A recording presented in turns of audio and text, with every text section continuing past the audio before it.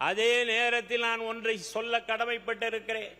இந்த நேரத்தில் இந்திய தேசிய காங்கிரசினுடைய அன்றைய தலைவர் அம்மையார் இந்திரா காந்தி அவர்களுக்கு நாங்கள் நன்றி சொல்ல கடமைப்பட்டிருக்கிறோம்.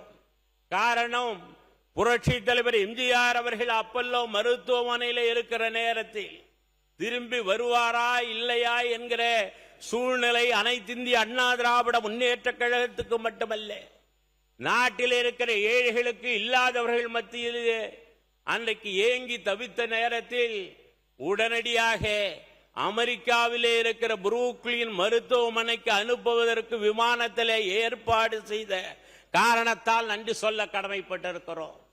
அதோடு மட்டுமல்ல, எதற்காக நான் இதை சொல்லுகிறேன் என்றால், ஒரு நாட்டினுடைய முதலமைச்சர் இந்த நாட்டிலேயே இல்லை. மூன்றாவது முறை 984 சட்டமன்ற பொது தேர்தல் அறிவிக்கப்படுகிறது. அறிவிக்கிற நேரத்திலே புரட்சி தலைவர் எம்ஜிஆர் புரூக்ளின் மருத்துவமனையில 20,000 மைல்களுக்கு அப்பாலே இருக்கிறார். ஆனால் இந்த நாட்டு மக்கள், ஏழைகள், இல்லாதவர்கள், தாய்மார்கள், இளைஞர்கள் எல்லோரும் சேர்ந்து இந்த நாட்டில மீண்டும் எங்களுடைய தங்க தலைவர், ஏழைகளுக்கு அள்ளி கொடுத்தவர், வள்ளல்களுக்கெல்லாம் வள்ளலான 8வது வள்ளலான புரட்சி தலைவர் எம்ஜிஆர் தான் இந்த நாட்டினுடைய முதலமைச்சராக வர வேண்டும் என்று சொல்லி மீண்டும் பரங்கி மலைக்கு வருகிற நேரத்தில் அண்ணன் அவர்களுக்கு தெரியும், சபாநாயகர் அவர்களுக்கு தெரியும்.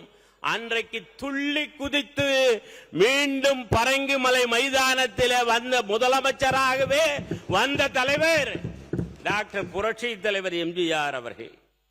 நான் இதை எதற்காக கோடிட்டு காட்டுகிறேன் என்றால், புரட்சி தலைவர் எம்ஜிஆரை எல்லோரும் சொந்தம் கொண்டாடுகிறீர்கள்.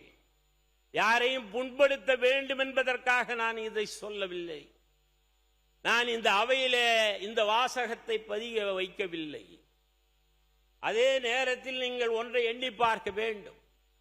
31 ஆண்டு காலம் புரட்சி தலைவர் எம்ஜிஆர், 11 ஆண்டு காலம் புரட்சி தலைவி அம்மா அவர்கள், 16 ஆண்டு காலம் அருமை அண்ணன் எங்களுடைய எடப்பாடியார் அவர்கள் 4 ஆண்டு காலம். அவையிலே பேசுகிற நேரத்தில் இங்கே அவையில் இருந்த அவை முன்னவரிடத்திலே கூட நான் கோடிட்டு காட்டினேன் அமைதியாக என்ன பேசுகிறார்கள் என்று. எல்லாம் நன்றி சொல்லி முடிங்க. ஒரு தாயினுடைய வயிற்றிலே கரு உருவான காலத்திலிருந்து திட்டம் தந்த அம்மா அவர்கள் முக்கடல் சூழ்ந்திருக்கிற இந்த பாரதத்தில் இந்த இயக்கத்தை 3வது பேரியக்கமாக ஆக்கியதோடு மட்டுமல்லாமல் நாளெல்லாம் திட்டத்தை, அம்மா அவர்களுடைய திட்டத்தை, நாட்டு மக்களுக்கு தந்த திட்டத்தை நாம் பேசிக்கொண்டே இருக்கலாம். இருந்தாலும் கூட அதற்கு பின்னாலே எங்களுடைய அருமை அண்ணன் அவர்கள் பொதுச் செயலாளராக பொறுப்பேற்று, முதலமைச்சராக பொறுப்பேற்று என்ன கொடுப்பார், எடப்பாடியார் ஏது கொடுப்பார் என்று ஏங்கிய நேரத்தில் எடுத்த எடுப்பிலேயே 2500 ரூபாயை நாட்டு மக்களுக்கு அள்ளி கொடுத்த தலைவர், பொங்கல் பரிசாக கொடுத்த தலைவர் முன்னாள் முதலமைச்சர் அருமையண்ணன் எடப்பாடியார் அவர்கள்.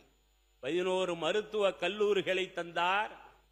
கிராமத்தில் இருக்கிற ஏழை மாணவிகள் பயன்பெறுகிற வகையிலே 7.5 மருத்துவ படிப்பிலே சேர்வதற்கு 7.5% தந்தார். குடிமராமத்து திட்டம் தந்தார்.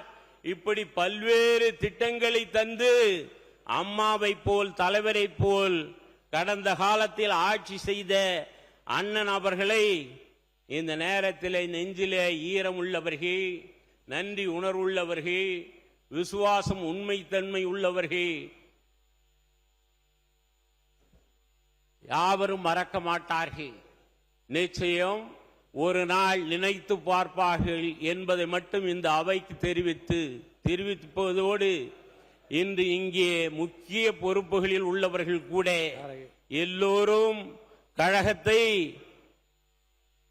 அனைத்திந்திய அண்ணா திராவிட முன்னேற்ற கழகத்தை பல்வேறு கருத்துக்களை இட்டு கூறினாலும் கூட அதை சார்ந்துள்ள தலைவர்கள் மறந்து போனார்களோ என்று எண்ணும் போது மனது வலிக்கிறது.